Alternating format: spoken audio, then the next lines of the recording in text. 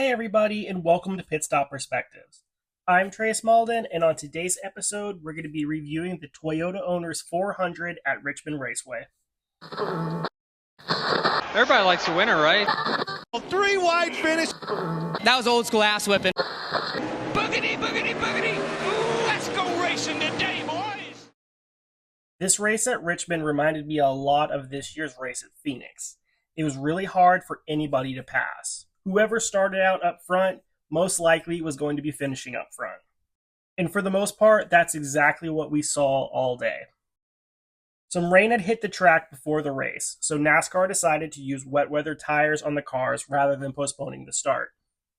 NASCAR also decided to have extended pace laps before the race in order to help dry out the track.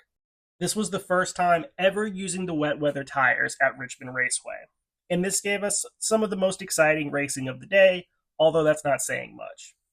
The wet weather tires seemed to work really well for what they were used for. Obviously, the track wasn't extremely wet, however, it was wet enough that they wouldn't have been able to start with slicks. Obviously, NASCAR's ability to be able to go to the wet weather tires is a lot better than having to postpone the start of a race. The thing that I don't like, however, that NASCAR is doing with the wet weather tires is throwing a competition caution to have all of the teams come in and change tires to slicks when they feel that it's time to do so. Now, I understand that part of the concern here is that the track, pit road especially, may still be a little bit wet.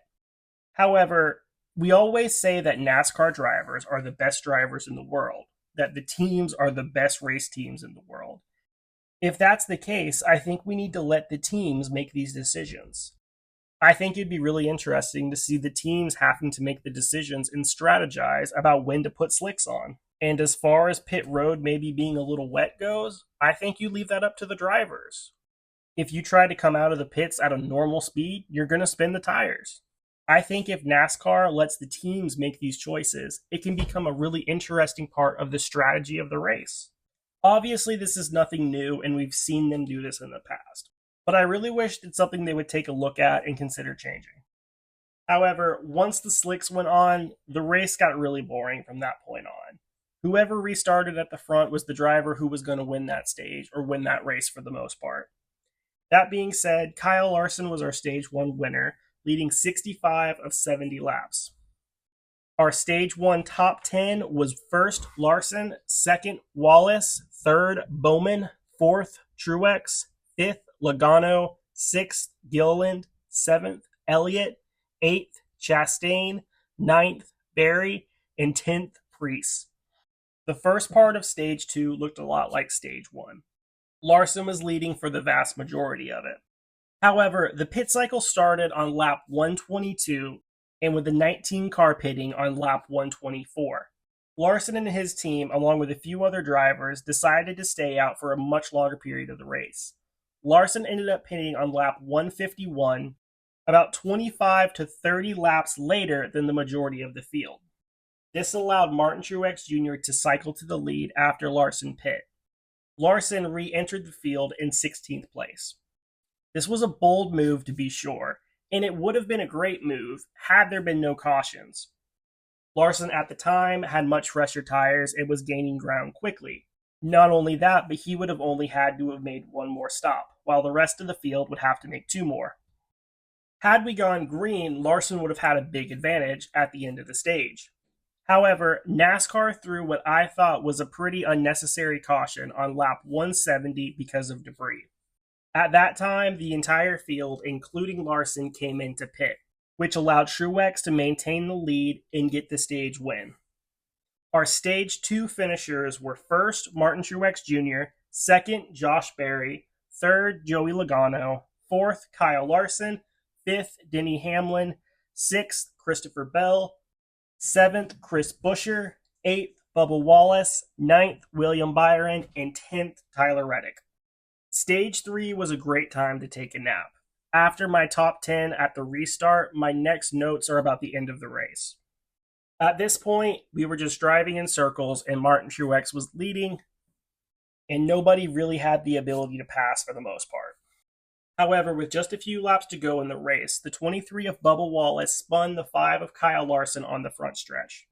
Larson spun into the infield grass and didn't receive any significant damage. He ended up only losing 2 or 3 spots. One thing that we have to note is that at the time, Denny Hamlin was in 3rd place, and it was Bubba Wallace, Denny Hamlin's driver, who spun the 5.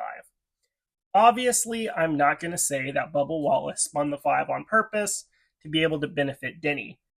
However, whether that's the case or not, I know there's going to be some people who think that it definitely was done on purpose. Because of the caution, this brought everybody back into pit. Denny Hamlin came out in 1st place with Martin Truex in 2nd. Denny was able to maintain the lead after the restart and ultimately won the race. The 19 of Martin Truex Jr. ended up falling back to 4th and was noticeably upset about how things went down. Going into turns 3 and 4 coming to the finish, the 19 hit the 5 all the way through the turn. Coming to the finish, the 5 and the 19 were both pushing each other, with the 5 pushing the 19 into the wall as they crossed the finish. After the finish, the 19 actually went up and was hitting the 11 multiple times while they were pacing around the field. Obviously, the 19 and the 11 are teammates. Anytime you see that kind of friction, it's always interesting to take note of. I can't help but wonder if the 19 is kind of feeling the same way that I know that many are, and that the 23 may have been helping the 11 in order to get that caution. Martin Truex Jr. said after the race that he felt the 11 was using him up as they were going into turn 1 on the restart. I personally didn't really see that. I think that Denny had the lead and did what any other driver would do in order to maintain it on a green-white checker. Truex ended up leading over half of the laps. Obviously, it's understandable why he would be so upset about the situation and how it ended. However, Denny's his teammate. He may be upset with him, and I understand that. However, I think hitting him after the race was a little too far. But who knows? Maybe he was just upset because Denny beat his favorite driver. However, as I mentioned, Denny Hamlin got the win, making it his 2nd win of the season. He's only the 2nd driver to have multiple wins so far this season, along with William Byron. Denny's gotten off to a really strong start of the season. He's had some up and down moments, but he's been pretty consistent. We've seen this from Denny time and time again, however. I'll be curious to see if this could actually be the year that he gets it done and gets his first ever championship. Another thing that was interesting from today's race was that the Fords decided to show up today. Our top 10 to finish the race was 1, Denny Hamlin, 2, Joey Logano, 3, Kyle Larson, 4, Martin Truex Jr., 5th, Chase Elliott, 6th, Christopher Bell, 7th, William Byron, 8th, Brad Keselowski, 9th, Christopher Buescher, 10th, Tyler Reddick, and worth mentioning, 11th was Josh Berry. It was good to see 4 of the Fords finish in the top 11, particularly Joey Logano finishing 7th. However, I was again impressed with the 4 of Josh Berry. The race overall, however, I honestly thought was terrible. It reminded me a lot of the Phoenix race, with nobody able to pass, and we just saw drivers driving around in circles all day. This is another track that I honestly wish we would take that second date away from and give it to a track that's giving us a better racing product. However, thankfully, that second race for Richmond isn't a playoff race. Next week, NASCAR will be going to Martinsville.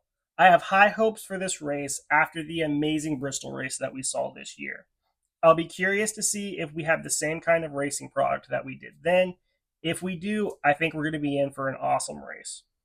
Let me know in the comments what you thought about this race. Did you like it, or did you think it was boring? Let me know if you think that the 23 spun the 5 on purpose to help the 11. I don't, but I know there's going to be a lot of people who do. If you like this review, be sure to like, comment, and subscribe. Make like Christopher and ring that bell so you can get notified on all of our latest NASCAR content. I appreciate you for watching, and I look forward to seeing you next time.